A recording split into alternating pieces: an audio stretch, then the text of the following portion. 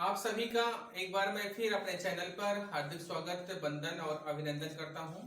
आज आप सबके लिए मैं फिर एक बार अनिवार्य संस्कृत का श्लोक लेकर के आया हूं और श्लोक का संदर्भ सहित आपको हिंदी में अनुवाद करना है।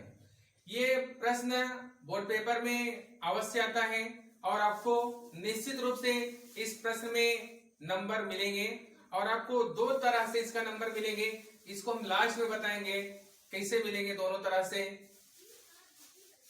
और सबसे पहले इसका हम संदर्भ सहित व्याख्या कैसे करेंगे इसके बारे में बताएंगे।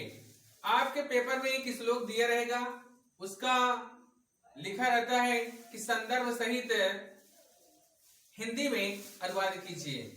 तो हम मान लेते हैं कि आपके बोर्ड परीक्षा में कक्षा 10 की बोर्ड परीक्षा में जो श्लोक हम लिखे हैं यही श्लोक आ गया है।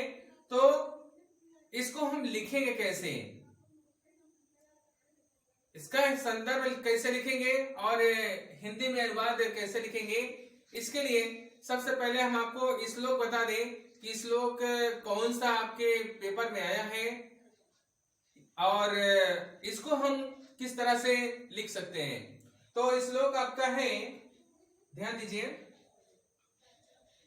हतो वा प्राप्स्यसि जित्वा वा मोक्षसे महीपो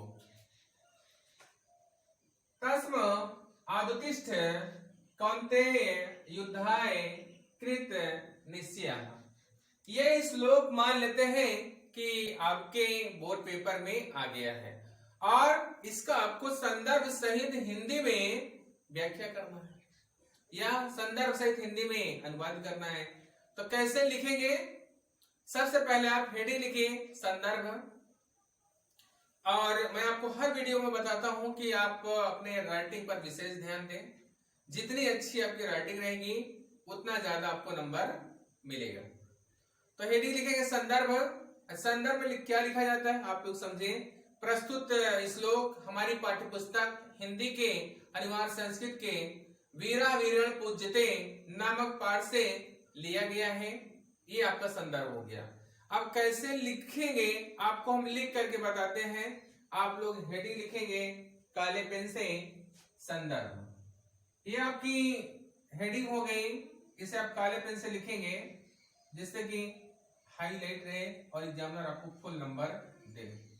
ये आपका हेडिंग हो गया संदर्भ। अब संदर्भ में क्या लिखा जाता है उसको हम देख लेते हैं। प्रस्तुत श्लोक हमारी पाठ्य पुस्तक हिंदी के अनिवार्य संस्कृत के वीरः वीरेण पूज्यते, ये हमारे पाठ के शीर्षक का नाम है। तो इसको हम काले पेन से लिखेंगे।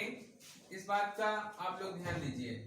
जो हमारा शीर्षक है वीरा वीरण पूज्यते, इसको हम काले पेन से लिखेंगे क्योंकि हमारा शीर्षक है। नामक पाठ से लिया गया है। ये आपका संदर्भ हो गया। अब हम आपको जो कठिन श्लोक के शब्द है उसका हिंदी में अर्थ बता दें जिससे कि आपको अनुवाद करते समय कोई दिक्कत ना हो। अब यहां पर देखते हैं, हतो वा, हतो माने होता है मरने पर, वा माने अथवा होता है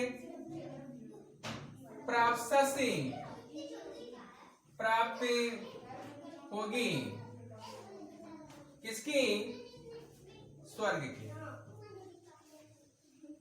हतो माने मरने पर, वो माने अथवा होता है प्राप्त माने स्वर्ग की प्राप्ति होगी।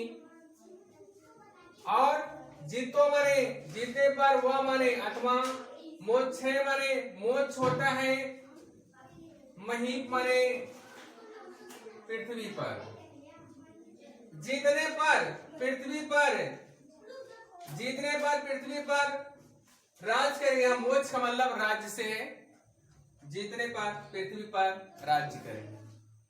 और तस्माद तिष्ठम, इसलिए तुम चिंता रहित, कौनते माने मोह रहित होकर, युद्धाय माने युद्ध, कृत माने करने का, निश्चय माने निश्चय करो। अब आप इसका अर्थ समझ लें, आप लोग इसका अर्थ समझ लें। हतो व प्राप्स्यति, मरने पर स्वर्ग की प्राप्ति होगी।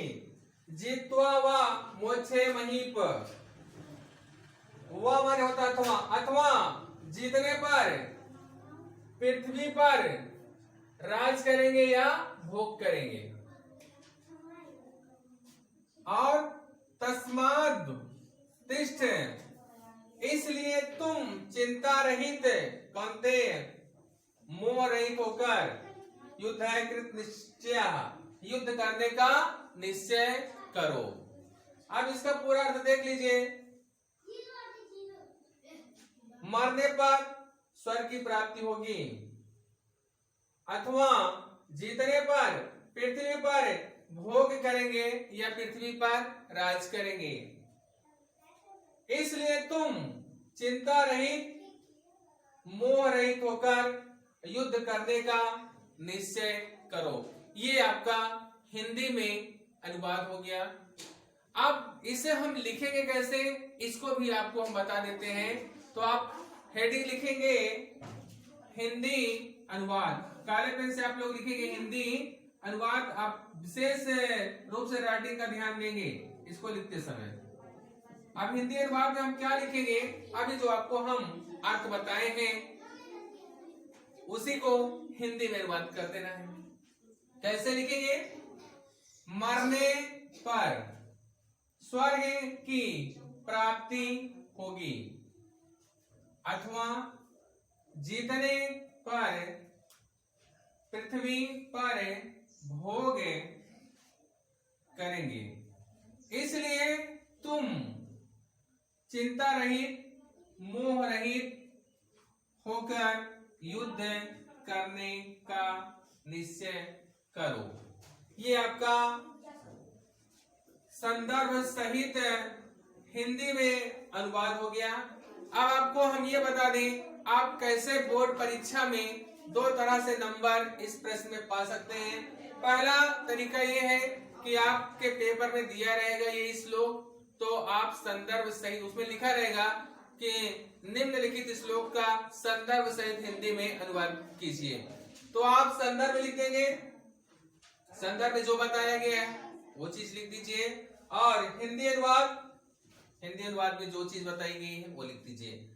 अगर हम मान लेते हैं, एक तो ये तरीका हो गया आपका नंबर पाने का, और दूसरा कौन सा तरीका है, दूसरा इस तरह से प्रश्न होता है, एक प्रश्न कि कोई अपनी पाठ्य पुस्तक से श्लोक लिखिए जो इस प्रश्न पत्र पर ना आया हो, इस प्रश्न पत्र में ना आया हो।